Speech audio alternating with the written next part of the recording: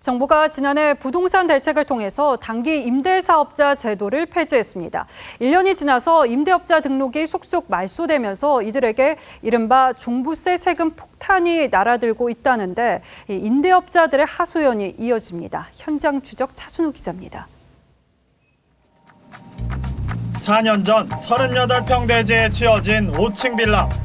69세 A씨가 노후 대책으로 5세대를 지었는데 정부가 임대사업자로 등록하면 양도세와 종부세 감면 등 혜택을 준다기에 그대로 따랐습니다.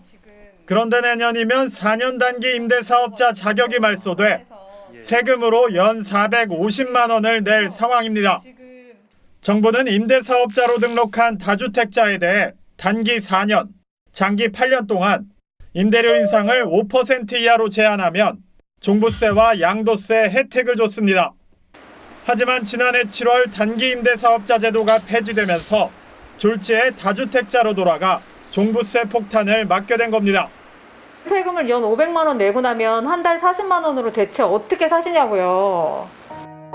또 다른 임대사업자 B씨도 세금 폭탄을 피하기 힘든 형편.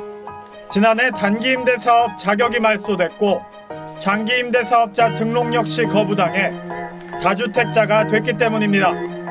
정부는 지난해부터 신규 임대사업자에게 보증보험 가입을 의무화했는데 임대인 대출금과 임차인 보증금 합이 해당 부동산 공시지가의 130%보다 적어야 하는 조건을 맞추지 못한 겁니다. 결국 12주택 보유자가 돼 연임대소득 약 4,800만 원 전액을 종부세로 내야 할 상황입니다.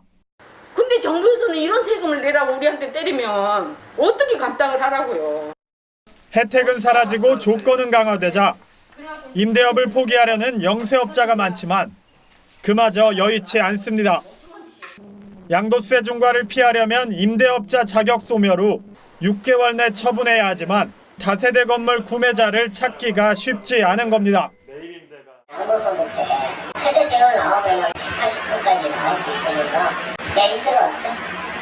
이렇다 보니 영세 임대인들은 전세를 월세로 바꾸거나 임대료를 올리는 등 자구책을 마련하고 결국 임대업자의 부담이 임차인에게까지 전가되는 셈입니다. 오히려 물량이 사라지고 있고 서민들은 오히려 부담 증가로 인해서 더 힘들어지는. 더욱이 임대사업자 말소로 올해까지 임대료 인상 제한 의무가 사라지는 임대주택은 전국에 58만 2천여 채에 달합니다. 정부의 오락가락 임대사업자 정책에 영세 임대인은 물론 임차인까지 고통이 커집니다. 내가 20년 동안 집 한 채를 갖고 여기에서 임대사업을 하고 있는 것 때문에 아파트가 올랐어요? 어떻게 정부가. 현장 추적 차순우입니다.